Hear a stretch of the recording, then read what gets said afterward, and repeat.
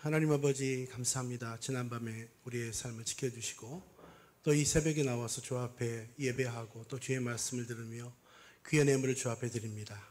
주님 받으시고 축복하시고 흠양하여 주시옵소서. 이 물질뿐만 아니라 우리의 삶, 우리의 시간, 우리의 모든 걸 드려 헌신할 수 있도록 도와주시고 우리의 삶 안에 주님이 기뻐하시는 믿음의 삶을 살 수 있도록 주여 역사하여 주옵소서. 또 이 물질이 쓰일 때 하나님의 복음의 영광이 나타나게 하시고 또 우리의 삶의 모든 기도의 제목도 아름답게 이루어지는 복된 시간이 될 수 있도록 하나님 축복하여 주옵소서. 예수 그리스도의 이름으로 간절히 기도드렸습니다. 아멘. 할렐루야. 복된 주일 아침입니다. 우리 잠깐 우리 서로 인사하고 시작할까요? 복된 아침입니다. 복된 아침입니다. 곡이 나왔는데요. 오늘 말씀의 제목은 기뻐하라, 내가 다시 말하노니 기뻐하라라고 하는 말씀의 제목입니다. 미국의 심리학자인 소퍼라고 하는 분이 있습니다. 근데 그분이 이런 이야기했습니다. 감옥과 수도원의 차이가 무엇인지 아십니까? 라는 이야기를 했어요. 감옥과 수도원의 차이, 무엇의 차이가 있을까요? 둘 다 고립되어지고 또 이렇게 이런 환경 가운데, 어려운 가운데 있는 것은 분명합니다. 그런데 이 감옥에 있는 사람은 끊임없이 불평하고 요구하는 것이 많고, 오히려 수도원은 감사하고 하나님께 영광 돌리는 일들을 한다고 하는 것이죠. 환경으로 보면 어쩌면 불평할 수밖에 없는 똑같은 환경이 있지만 감옥과 수도원은 그만큼 다르다라고 이야기합니다. 이 말은 무엇을 의미하는가? 환경이 중요한 것이 아니라 우리의 마음의 어떤 상태에 있느냐가 중요하다고 이야기하는 것이죠. 여러분 어떠세요? 여러분의 삶에 감사가, 기쁨이 더 많으십니까? 아니면 불평과 어려움이 더 많으십니까? 어떠세요?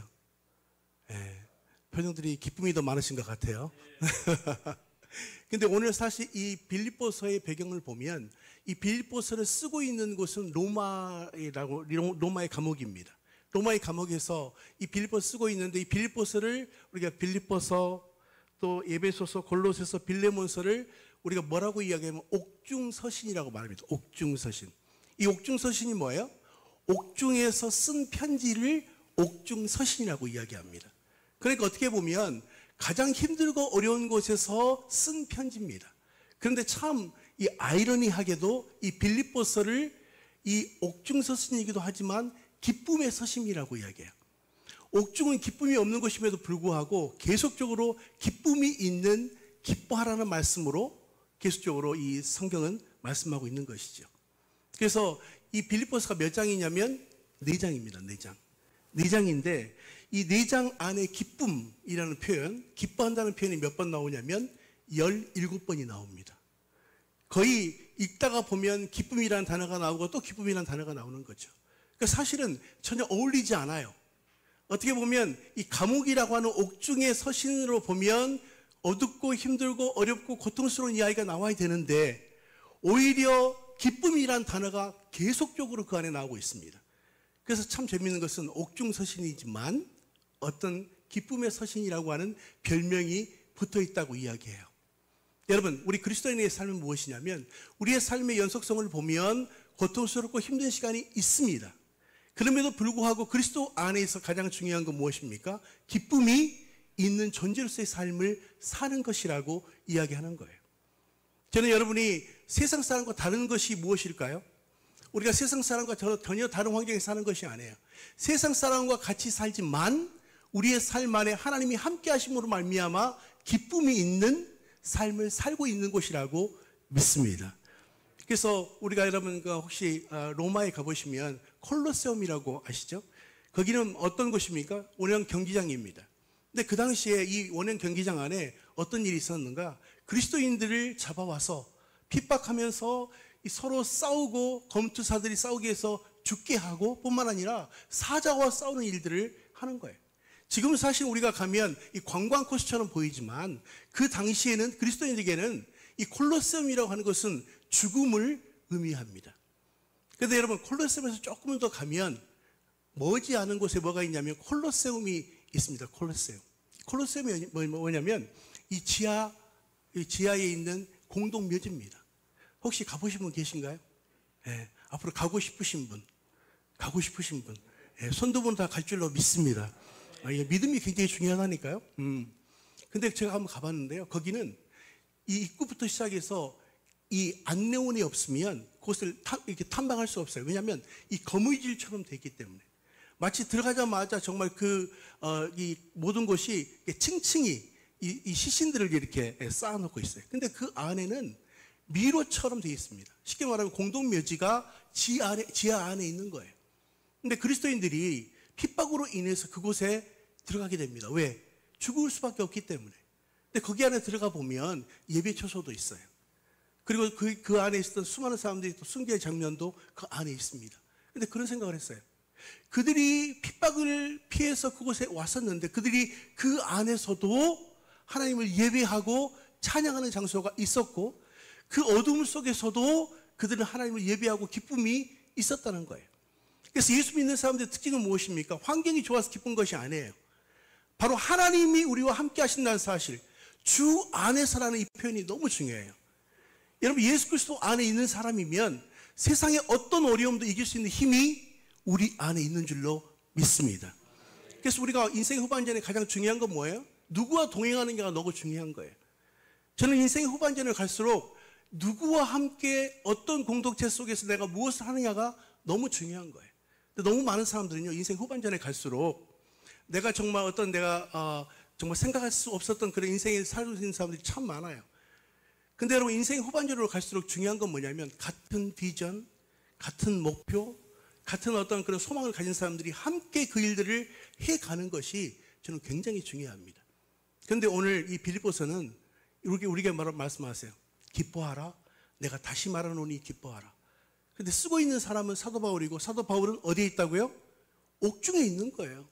옥중에 있음에도 불구하고 자유하는 사람들에게 뭐라고 이야기하는가? 기뻐하십시오. 내가 다시 말하노니 기뻐하십시오. 할렐루야. 여러분, 우리가 기뻐할 수 있는 이유가 뭐예요? 세상의 환경이 아니라 예수 그리스도 때문에 기뻐하는 삶을 사는 존재가 그리스도인 줄로 믿습니다. 우리는 세상의 어떤 그런 환경을 초월할 수 있는 사람들이에요. 그래서 이 어거스틴은 뭐라고 이야기했는가? 우리 안에 하나님만이 채울 수 있는 절대 공간이 있다 그랬어요. 우리 안에 공간이 있어요. 근데 그 공간은 세상에 어떤 것을 넣어봐도 만족이 없는 거예요. 근데 예수 그리스도 그분이 우리 가운데 만족이 되신다고 이야기하는 거예요. 그래서 우리가 세상에 얼마나 많은 것을 가지고 있고 누리느냐가 이제 인생 후반전에 중요한 게 아니에요. 내가 어떤 사명에 목숨을 걸 수 있는가가 저는 굉장히 중요하다고 봅니다. 그래서 여러분, 이 사명이라는 뜻이 뭐예요? 심부름 사자, 목숨 명자입니다. 여러분, 하나님 이 땅에 보내실 때 여러분에게 사명을 주신 줄로 믿습니다. 근데 사명이 뭐예요? 그 일에 심부름에 목숨을 거는 것이 사명인데 여러분의 사명은 뭐냐는 거예요. 나의 사명은 무엇인가? 저는 제 사명은 무엇일까요? 예수 그리스도 안에서 이 하프타임을 통해, 가정을 통해서 하나님께서 주시는 새로운 인생의 비전을 발견하고 또 새롭게 하나님 앞에 헌신할 수 있도록 돕는 일이 제 사명이에요. 근데 그것은 누가 시켜서가 아니라 하나님 내게 주신 사명이기 때문에 믿음으로 이 일들을 27년째 하고 있습니다. 근데 참 놀라운 것은요, 사명으로 일하는 사람들은 지치지 않아요. 왜? 사람이 인정해 주는 것이 아니라 하나님이 인정하는 삶을 살겠다고 하는 구체적인 하나님 앞에서의 고백과 그런 삶이 있게 된다는 거죠. 그래서 저는 여러분이 이 하프타임을 통해서 우리 인생 후반전을 통해서 내가 어떤 일에 헌신해야 될 것인가, 또 내게 주신 달란트가 무엇인가를 구체적으로 우리가 준비할 수 있으면 우리가 인생의 전반전보다 더 놀라운 후반전을 살게 될 줄로 믿습니다. 그래서 오늘 말씀을 보면 첫 번째는 무엇이냐면 쇠사슬이 매일 수 없는 기쁨의 비밀을 우리가 발견하는 것이라고 말하는 것이죠. 오늘 보면 4절을 보면 주 안에서 항상 기뻐하라. 내가 다시 말하노니 기뻐하라. 여러분, 여기 보면 기뻐하라는 명령은요, 아주 강한 명령입니다. 우리가 기쁨은 우리가 스스로 느낄 수가 없어요. 우리가 그 기쁨을 우리가 선택해야 돼요. 그런데 우리가 기뻐할 수 없는 환경 가운데서도 기뻐하라고 하는 말씀이 바로 오늘 본문의 말씀인 것이죠. 근데 여기 안에 가장 중요한 앞에 이 단어가 하나 있습니다. 주 안에서. 우리가 기뻐하되 주 안에서 기뻐하라고 성경은 말씀하시죠. 영어로는 in Christ. in Christ. 예수 그리스도 안에서. 여러분 예수 안에 있다면 세상에서 줄 수 있는 즐거움을 우리가 이겨낼 수 있다고 성경은 말씀하고 있는 것이죠. 그래서 이 아주 강한 명령인 기뻐라는 말씀 안에는 바울이 체포돼서 로마의 감옥에 들어갔지만 쇠사슬과 착고가 얽매일 수 없는, 세상이 어찌할 수 없는 기쁨이 그 안에 있었다고 이야기해요. 여러분 그리스도인의 증거는 얼마나 내가 그리스도 안에서 기뻐할 수 있는가, 이게 굉장히 중요한 것이죠. 근데 환경이 나를 옥죄일 수 없는 것이 바로 그리스도인의 삶이라고 이야기해요. 그 답은 주 안에 내가 있는가가 중요한 거예요. 그래서 저는 그 찬송가 주 안에 있는 나에게 딴 근심이 있으랴. 여러분 예수 그리스도 안에 있으면 딴 근심이 없게 될 줄로 믿습니다. 예수 그리스도 외에는 우리가 더 이상 보이지 않는 거예요. 내가 앞으로 살아야 될 내 시간, 내 인생의 목표가 오로지 하나님 안에서 주를 기쁘시게 하는 일이라고 한다는 구체적인 목표가 있으면 우리 삶이 결코 지치지 않아요. 여러분이 할 수 있는 일이 굉장히 많습니다. 내가 과연 연세나 어떤 환경이나 또 건강의 상태가 우리가 세상에 보면 부족할 수 있어요. 그런데 오히려 하나님의 사람들은 후반전이 강하다 그랬잖아요. 저는 여러분의 인생의 후반전이 더 강하게 될 줄로 믿습니다. 그래서 바울은 이렇게 고면합니다. 고린도서 6장 10절에 보면 그리스도인들을 이렇게 표현합니다. 근심하는 자 같으나 항상 기뻐하고, 가난한 자 같으나 많은 사람들을 부욕해 하고, 아무것도 없는 자 같으나 모든 것을 가진 자니라. 할렐루야. 여러분 그리스도인의 정의가 이거예요. 근심하는 것처럼 보이지만 항상 기뻐한다는 거예요. 많은 사람을 부욕해 하는 사람이야. 아무것도 없는 것처럼 보이지만. 여러분 우리 그리스도인들이 세상 사람과 구별되는 것은요, 우리가 다른 옷을 입고 사는 건 아니에요. 우리의 삶의 모습이, 방식이 세상 사람과 다르게 살기 때문에 우리가 그리스도인들이 세상과 다른 삶을 살게 되는 것이죠. 그래서 야고보서 1장 2절에 보면 이렇게 말합니다. 형제들아 너희가 여러 가지 시험을 당하거든 온전히 기쁘게 여기라. 여러분 우리의 삶 안에 환난이 오고 어려움이 오면 어떻게 한다고요? 오히려 기뻐하라고 이야기해요. 그것을 받아들이고 오히려 그것을 웰컴하라고 이야기하는 것이죠. 하나 문제를 하나 내겠습니다. 여러분 온전히 문제투성인 것이 무엇일까요? 온전히 문제투성인 것. 문제투성이 이거 무엇일까요? 답은 문제지입니다. 문제지 않으면 다 문제지가 그 안에 문제투성이잖아요. 근데 여러분 답은 어디에 있을까요? 답안지 안에 있을까요? 답안지 밖에 있을까요? 답안지 안에 있어요. 네. 우리는 문제를 만나면 막 바깥에서 찾으려고 할 거 없어요. 그 안에 있어요. 문제투성이인 이것을 우리가 해결할 수 있는 방법은 그 안에서 그리스도를 발견하게 되고 하나님의 뜻이 무엇인가를 우리가 깨닫기 시작하면 문제가 아니라 오히려 소망이 되는 역사가 일어나게 될 줄로 믿습니다. 그리스도인들은요 환경에 지배받는 사람들이 아니에요. 오히려 환경을 이겨내고 하나님 주신 이 비전으로 승리할 수 있는 사람들이 온전한 그리스도인이라고 이야기하는 것이죠. 그래서 빌립보서 1장 6절에 말합니다. 너희 안에 착한 일을 시작하신 이가 그리스도 예수의 날까지 이르실 줄을 우리가 확신하노라. 할렐루야. 여러분 안에 착한 일을 시작하신 주님께서 예수 그리스도의 날까지 이루게 되실 줄로 믿습니다. 저는 제 소원이요, 정말 복음 전하다가 나의 모든 사명을 다 하고 주님 부르실 때 그렇게 가기를 원해요. 근데 참 놀라운 건요, 우리가 선포한 대로 되더라고요. 저희 부모님들이 하늘나라 가셨어요. 두 분 다. 근데 정말 마지막에요, 두 분 다 주무시다 하늘나라 가셨어요. 너무너무 행복하게 가셨어요. 보통 우리가 많은 시간 고통당하는 경우도 있는데 그분들이 말씀하실 때 나도 그렇게 나의 사명을 다 하고 정말 자다가 하늘나라 갔으면 좋겠다. 두 분 다 너무너무 행복하게 그분의 나라에 가셨어요. 저는 여러분이 그런 사명의 자리에 들어가게 되시기를 주님으로 축원합니다. 그래서 이제 중요한 건 무엇입니까?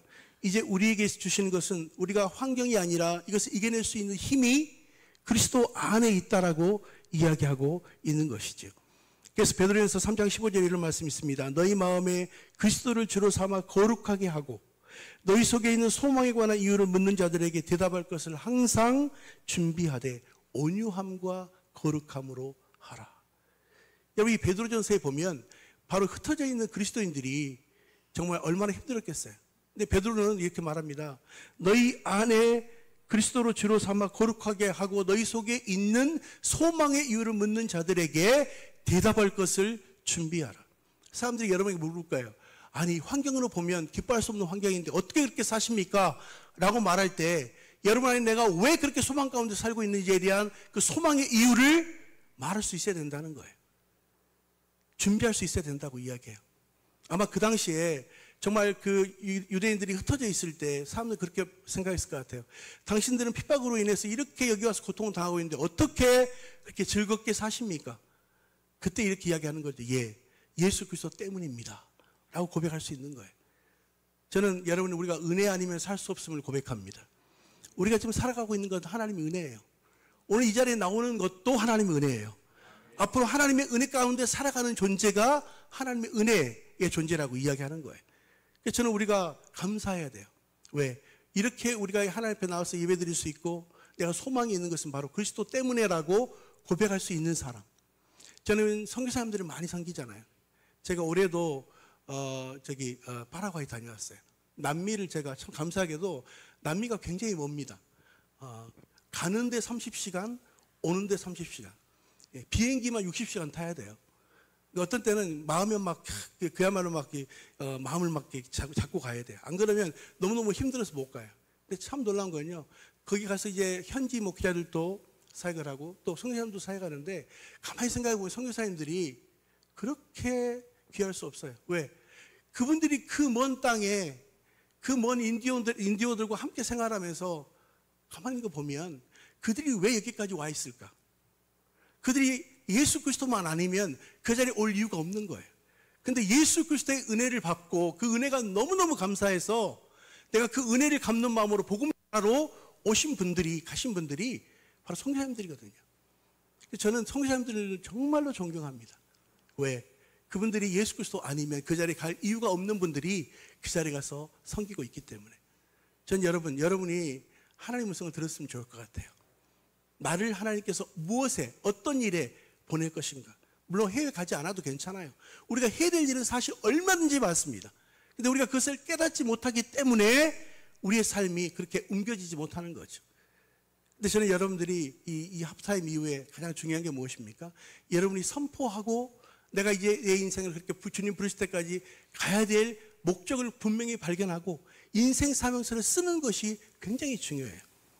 여러분 혹시 버킷리스트라고 들어보셨습니까? 버킷리스트. 이 버킷리스트가 뭐냐면 죽기 전에 하고 싶은 리스트를 적는 거예요. 예를 들어서 내가 어떤 곳을 가고 싶거나 무엇을 배우고 싶거나 누구를 만나거나 이거 계속 적는 거죠. 근데 이 버킷리스트를 존 고다트라는 사람은 126가지를 썼어요. 죽기 전에 제가 하고 싶은 일들. 근데 그가 죽기 전에 그 모든 일을 거의 다가 이루게 됐습니다. 근데 여러분 우리가 무엇을 쓰고 선포하느냐가 너무 중요한 게 뭐냐면 제가 올해 1월 달에 제가 해외에 또 사역을 했는데 우리 아프리카에 사역을 하러 갔습니다.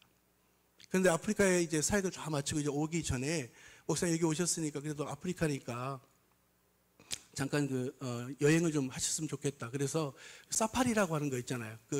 야외에 있는 동물들을 보는 그런 이제 차를 타고. 근데 제가 이제 이틀 동안은 이제 거기 가서 봤는데 거기 세계 사람들이 다 와요. 근데 그분들이 뭐라고 이야기하냐면 나는 여기 오기 위해서 나는 내 버킷리스트를 쓰고 내가 몇 년 동안 시간과 내 재정을 다 준비해서 이곳에 왔습니다. 라는 이야기를 이 여행자들이 하시더라고요. 근데 그때 제가 어떤 생각을 했냐면 자기가 뭔가를 하기 위해서는 그것을 준비하고 쓰고 시간을 아끼고 모든 것들을 준비해서 이 자리에 오게 되는데 그분들이 버킷리스트를 쓰지 않았다면 그 자리에 올 수 없는 거죠. 근데 저는 그런 생각을 했어요. 우리가 앞으로 어떤 인생을 살 것인가를 구체적으로 쓰는 것과 그렇지 않은 것은 전혀 다릅니다. 그래서 어떤 분은 그렇게 이야기해요. 목사님, 다른 사람의 기도는 다 응답이 되는데 제 기도는 응답이 안 됩니다. 왜 그럴까요? 따라서 하십시오. 애매한 기도는 애매한 응답이 온다. 구체적인 기도는 구체적인 응답이 온다는 거예요. 여러분이 앞으로 내 인생을 그냥 열심히 주를 위해 살아야 되겠다 이게 아니라 무엇을 내게 주신 어떤 달란트나 어떤 것을 통해서 내가 어떻게 구체적으로 어떤 대상을 향해서 내가 살겠다고 하는 구체적인 계획을 가진 것과 그렇지 않은 것은 다르다고 이야기해요.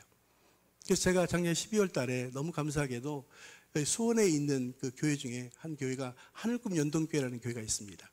그 교회에서 목사님이 전화가 왔어요. 제가 이제 한 11월 달쯤에 남성들을 위한 집회를 아침에 새벽에 했거든요. 근데 이 하프타임을 했는데 이분이 굉장히 은혜를 받으셨어요. 그래서 12월 달에 이제 연말쯤 되는데 전화가 왔어요. 목사님 오셔서 송구영신 예배 때 전 교인 대상으로 하프타임을 좀 해주십시오. 그리고 인생 사명서를 쓰게 해주십시오. 그래서 저도 사역하면서 처음으로 제가 송구영신 예배를 다른 교회에서 전 교인들 대상으로 1000몇 명의 대상으로 그날 강의를 하고 인생 사무소를 썼거든요. 근데 나중에 그 목사님 저한테 피드백 해주는데요. 모든 사람들이 자기가 어떤 삶을 살고자 하는 것에 대한 것들을 막 사람들이 올리기 시작하는 거예요. 글을. 그런데 그런 이야기예요. 내가 이제 구체적으로 준비하니까 구체적인 역사도 일어나기 시작했습니다. 그럼 저는 여러분도 그렇게 되시기를 주님의 이름으로 축원합니다. 그래서 오늘 성경은 분명히 말씀하십니다. 우리 안에 있는 소망의 이유를 구체적으로 하고 또 그것을 우리가 선포하는 일들을 이제 하셔야 된다라고 이야기합니다. 두 번째는 감사는 믿음의 선포다 이렇게 말하죠. 여러분 감사가 뭡니까? 느낄 감, 살해야 할 사자입니다. 우리가 느낌을 우리가 감사하는 거예요. 표현하는 것이 이 감사입니다. 근데 저는 우리의 삶 안에 이 말씀을 통해서 주시는 건 무엇이냐면 6절에 이렇게 말합니다. 아무것도 염려하지 말고 다만 모든 일에 기도와 간구로 너희 구할 것을 감사함으로 하나님께 아뢰라. 여러분, 여러분이 소원하는 것들을 감사함으로 아뢰게 되시기를 주님의 이름으로 축원합니다. 여러분, 이 사랑하는 성도를 보면 고통 가운데 있는 사람들, 또 어려움 가운데 있는 사람들은 앞이 캄캄하고 어렵죠. 그래서 저는 우리 백문 일답이라는 말을 저는 참 좋아해요. 100가지 문제가 있어도 답은 뭐예요? 한 가지예요. 그 답은 무엇입니까? 하나님이에요, 하나님. 세상에 어떤 문제가 있어도 하나님을 만나면 그 모든 문제가 해결되게 될 줄로 믿습니다. 하나님이 함께 하셔야 돼요. 그리고 그것을 먼저 감사하는 것이죠. 왜? 하나님이 이루실 것에 대한 우리의 소망을 이야기하기 때문에. 그래서 저는 이 오신실하신 주 하나님 한 번도 나를 실망시킨 적 없으시고 언제나 공평과 은혜로 나를 지키셨네. 지나온 모든 세월 돌아보아도 그 어느 것 하나 주의 손길 안 미친 것 전혀 없네. 오 신실하신 주, 오 신실하신 주. 여러분 우리의 삶에 돌아보면 감사할 것이 너무 많지 않아요? 너무너무 감사할 게 많은데도 불구하고 우리는 불평하고 불만합니다. 근데 오히려 성경은 뭐라고 말씀하십니까? 아무것도 염려하지 말라고 말해요. 누가? 하나님이. 아무것도 염려하지 마십시오. 오히려 감사하고 구할 것을 우리가 하나님께 아뢰면 하나님이 역사하시고 응답하신다는 거예요. 저는 예수 믿는 사람들은요, 가장 우리가 전도하기 좋은 방법이 무엇일까요? 사람들 전도할 때 제일 좋은 방법. 첫 번째는요, 간증입니다, 간증. 내 삶이 어떻게 어려움 속에서 하나님 나와 함께 하시고 내 삶을 변화시켰는지에 대한 간증이 있으면 복음 전하기가 너무 좋아요. 두 번째, 여러분 전도가 쉽습니까? 어렵습니까? 어려워요. 근데 이 전도가 어려운 이유가 있어요. 따라서 하십시오. 맨입으로 하니까. 왜 어렵다고요? 맨입으로 하니까 어려운 거예요. 그분들을 섬기고 정말 계속적으로 그분들의 필요를 채우고 기도하면서 하면 전도가 왜 안 됩니까? 근데 말로만 하니까 안 되는 거예요. 말로만 하니까. 오히려 예수 그리스도의 사람들은요, 우리에게 주신 풍요함을 가지고 함께 나눠야 돼요. 나눌 때 하나님의 역사가 일어나게 되고요. 우리의 모습을 통해서 그들이 예수 그리스도를 발견하게 되는 역사가 일어난다고 이야기합니다. 그렇다면 저는 여러분의 삶 안에 감사가 넘치시기를 주님의 이름으로 축원합니다. 감사가 넘쳤으면 좋겠어요. 그래서 오늘 집에 이제 가시면 감사를 한번 써보십시오. 얼마나 감사할 게 많은지. 근데 우리가 감사할 내용을 잘 우리가 쓰지 않았기 때문에 보이는 것들은 좀 불평할 것들만 많이 보입니다. 근데 감사 노트를 쓰시고 감사하기 시작하면 감사가 넘쳐나게 될 줄로 믿습니다. 그래서 보면 우리가 보통 이제 온도계와 온도 조절기가 있다고 이야기합니다. 온도계는 뭐예요? 밖에 온도를 측정하는 거죠. 근데 온도 조절기는 뭐예요? 온도를 올리기도 하고 내리기도 할 수 있는 기능이 있어요. 그런데 여러분의 삶을 가만히 보면 온도계의 삶을 사십니까? 환경 영향을 받으면서 온도 조절계의 역할을 하고 사십니까? 우리가 이제는 영향을 받는 사람들이 아니라 영향을 주는 사람들이 됐으면 좋겠어요. 환경도 우리가 움직일 수 있는 사람, 무엇으로? 말씀으로. 그래서 저는 여러분이 말씀을 여러분의 삶 안에 구체화시키는 게 저는 너무 중요하다고 봐요. 말씀을 듣는 것으로 그치는 것이 아니라 말씀을 구체적으로 적용하는 시간들을 갖는 거죠. 그래서 저는 하루에 5가지를 항상 체크합니다. 먼저 우리가 누가복음 이제 2장 52절에 보면 이런 말씀이 있죠. 예수님에 관한 말씀입니다. 예수님은 그 키와 지혜가 자람으로 하나님과 사람 앞에 사랑스러워 가셨다라는 말씀이 있어요. 여러분, 우리의 롤 모델이 누구입니까? 예수님이에요, 예수님. 저는 그래서 이 5가지 생각했어요. 첫 번째, 예수님 그 키, 건강의 영역입니다. 건강. 지혜, 지식의 영역이죠. 그 지혜가 자라가면 하나님, 영적인 관계, 하나님과 사람 앞에, 사람의 관계. 예수님은 계속적으로 성장해 가셨다고 이야기해요. 그래서 저는 우리가 탁월해질 수 있는 방법이 있습니다. 영적으로도 그렇고 실력적으로도 그렇고 탁월해질 수 있는 방법을 따라서 하시죠. 탁월해지기 위해서는 평가를 잘해야 합니다. 평가를 하는 거예요. 평가. 그래서 저는 제가 오늘 하루 동안 내 건강을 위해서 어떤 일들을 했는가, 운동도 해야 되고 건강, 그 다음에 지식, 지적인 영역도 내가 위해서. 그래서 저는요, 책을 쓸 때 책을 쓰는 게 참 쉽지 않습니다. 근데 제 원칙은 뭐냐면 이 티끌 모아 태산된다가 저의 원칙입니다.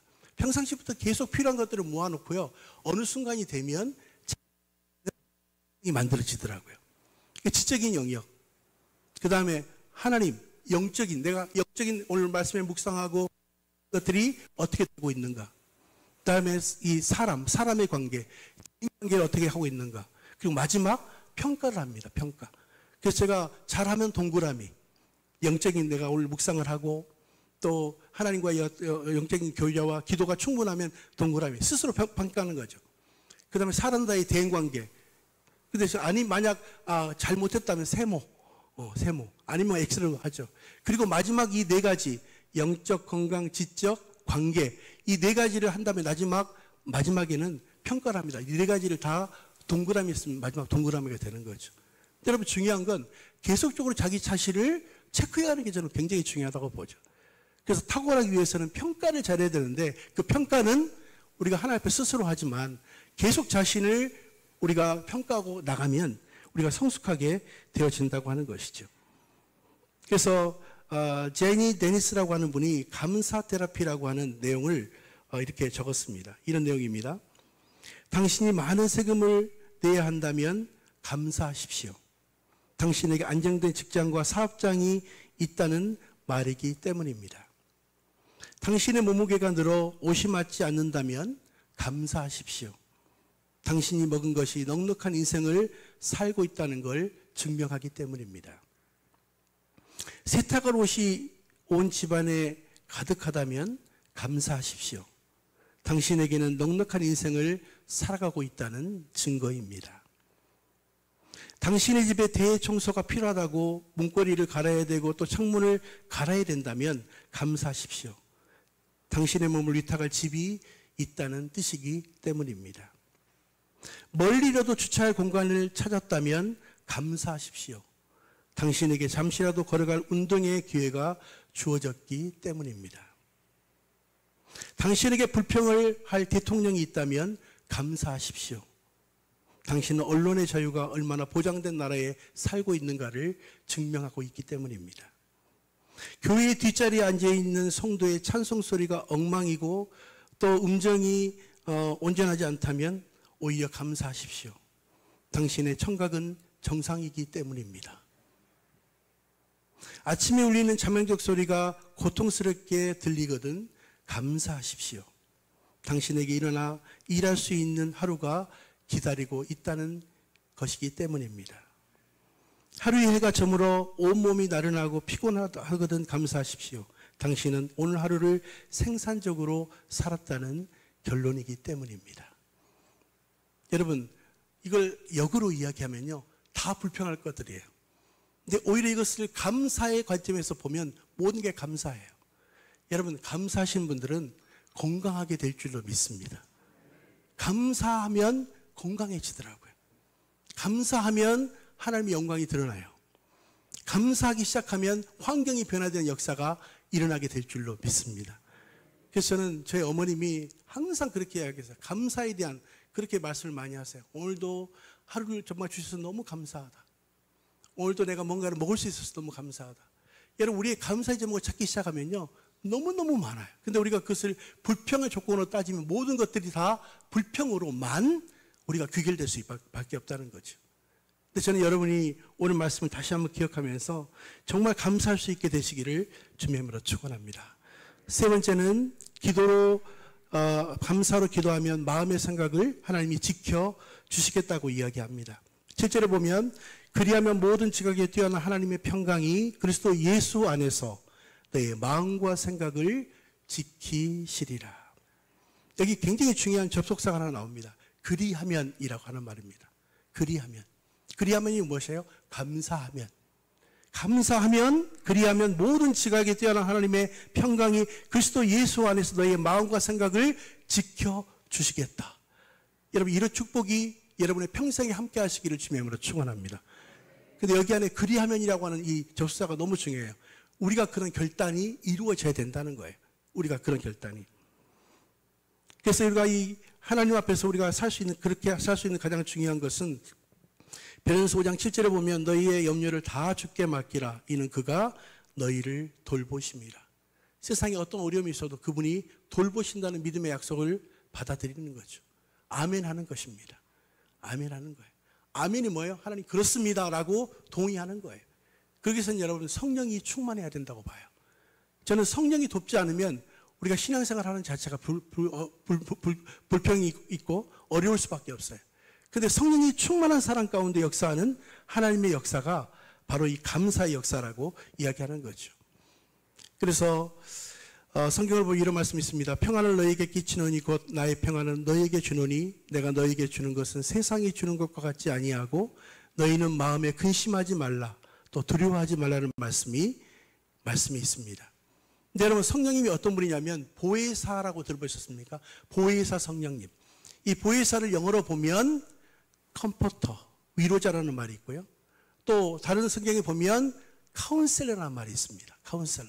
어떤 우리가 문제가 생기면 카운셀러를 찾잖아요. 근데 우리의 인생에 모든 문제가 생겼을 때 카운셀러가 누가 되신다고요? 성령님이 되신다는 거예요.